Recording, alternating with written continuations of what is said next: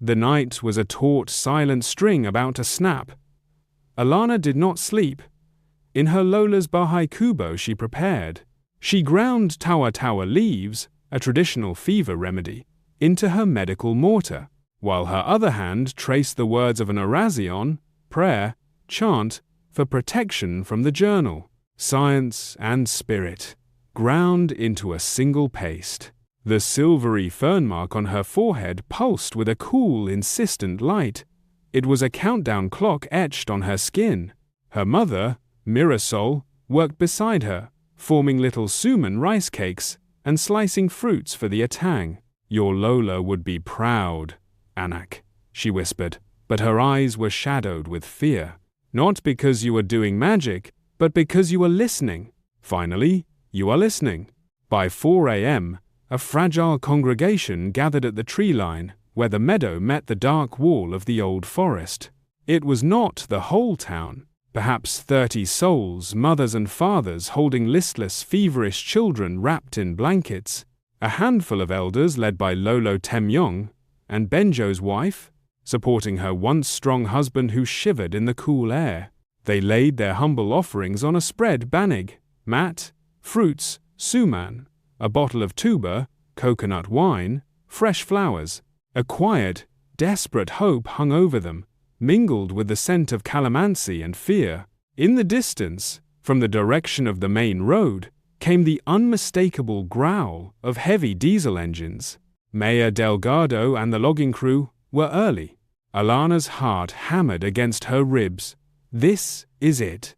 This is where the story becomes real. We must begin, she said, her voice clear despite the tremor in her hands. We will not chant to demand. We will sing to remember. We will tell the forest what we love about it. She looked at the frightened children. Tell me, she asked the little girl closest to her, what is your favorite sound in the forest? The girl, her eyes glassy, whispered, the little frogs. After the rain, a boy added, the tuco, it says my name. An elder murmured, the wind in the bamboo, it is the sound of my childhood. One by one, they spoke, names of trees they climbed, flowers they picked for their mothers, stories of cool streams and hidden clearings. It was a fragile, spoken tapestry of memory, woven against the growing mechanical roar. Alana raised her hands, the Linglingo pendant glowing like a captured ember.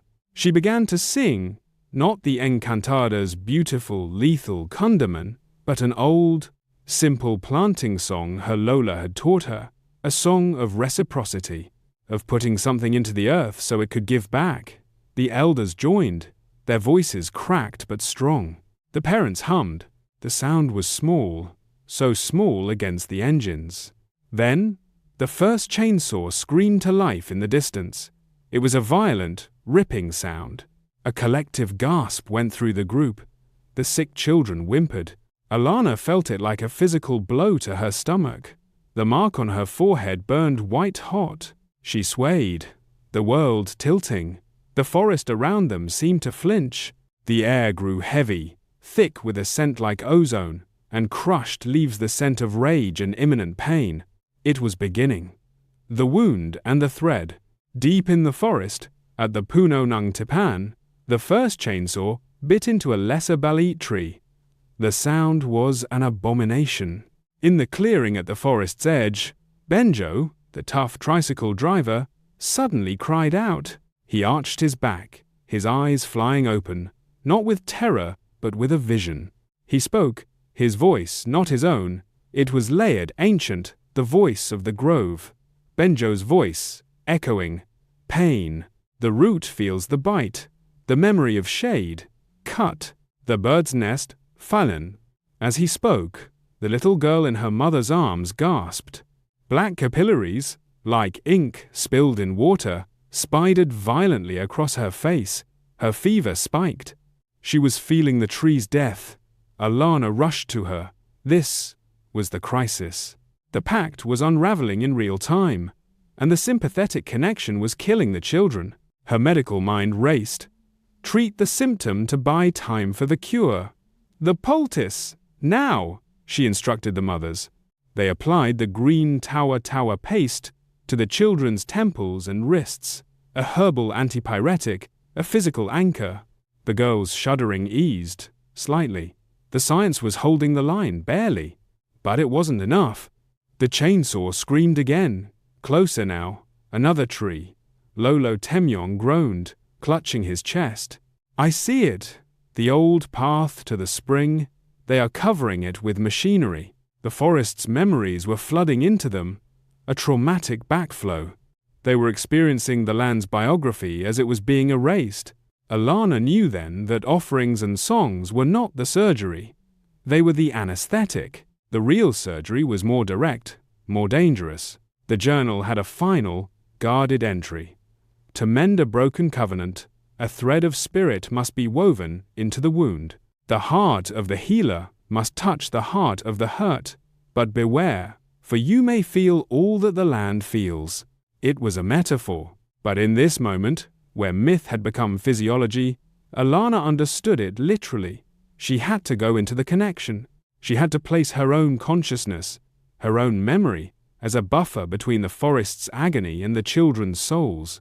She sat in the center of the group, on the earth. She placed her hands flat on the soil. She closed her eyes, and instead of fighting the invasive, painful memories flooding through the mark on her forehead, she opened to them. She stopped being a dam. She became a channel. The agony was instant and colossal. It wasn't her own pain.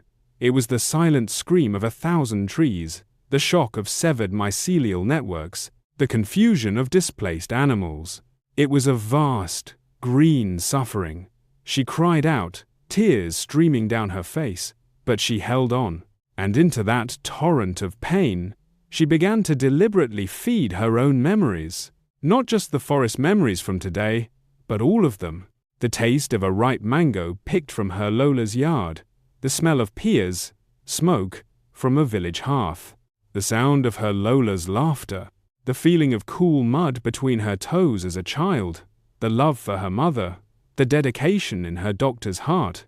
She was weaving a thread of human experience of love, memory, and gratitude into the forest's raw wound. She was saying, "We are part of you. Our memories are your memories. Our pain is yours, and our love for you is real." The mark on her forehead blazed like a star. The Linglingo pendant hummed, a resonant frequency that made the very air shimmer.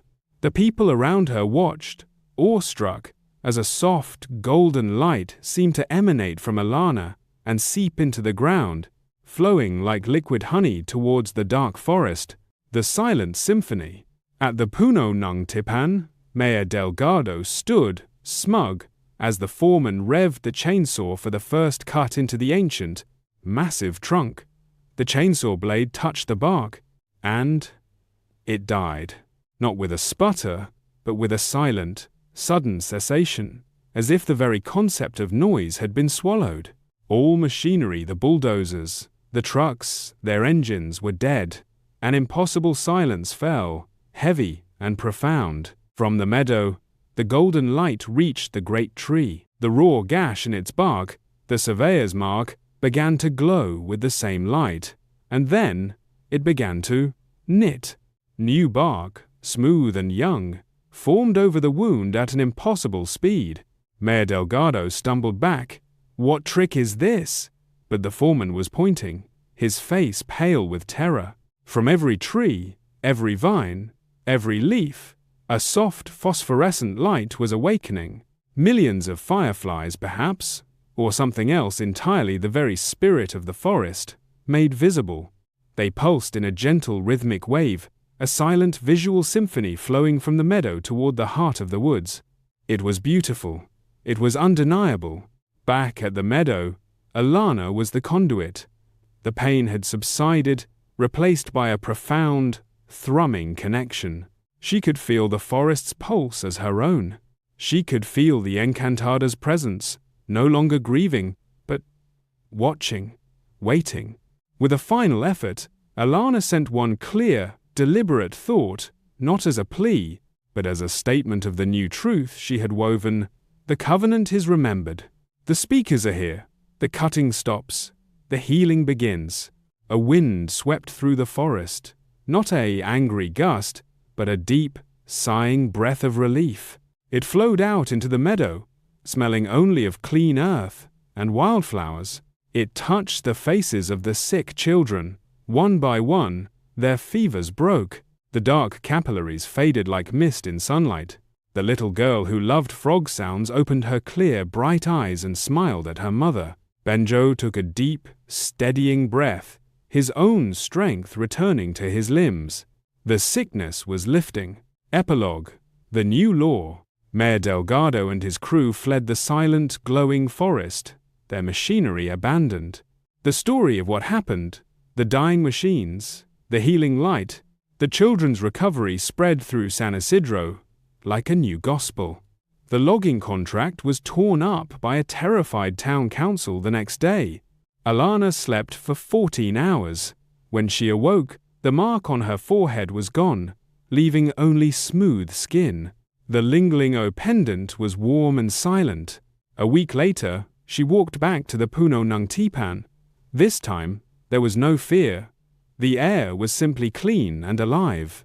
The Engkantada was there. Her form was less defined, more an elegant pattern of light and shadow within the great tree itself. Engkantada, voice like leaves rustling. You did not just speak, daughter of the Hilera. You listened. You felt. You wove your story into the great story. A new law is written. Alana, what is the new law? Engkantada, that remembrance is an action, that a healer can mend unseen wounds, that this place and your people are once again one. The song is calm, the springs are safe. Alana placed her hand on the tree's new, smooth bark. She felt the immense, slow hum of life, patient and deep.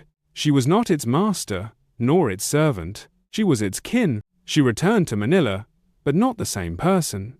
She kept her clinic, but on her wall, next to her medical diploma, she hung her Lola's journal and the Linglingo pendant.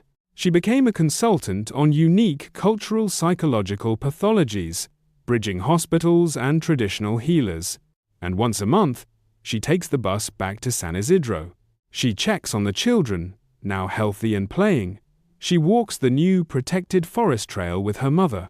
And sometimes, at the edge of hearing, she catches a fragment of a song, not a lure, but a lullaby, a reminder that some stories are true, and that the most powerful medicine is sometimes a remembered promise, sung back to the land that waits to hear it. But in her Manila apartment, a new letter arrives, postmarked from a different province. It reads, Dr. Santos, our town has a river that flows uphill at night, and people are waking up with their shadows missing. They say you understand the things that science cannot file. The phone rings. It's the Department of Health. They have a case. A cluster of fishermen in the south who swear they've seen a city under the waves and are slowly turning to salt. Alana looks at her Lola's journal, then at her medical bag. She smiles, a small, determined smile. The work of a Balin's heir, it seems, is never done.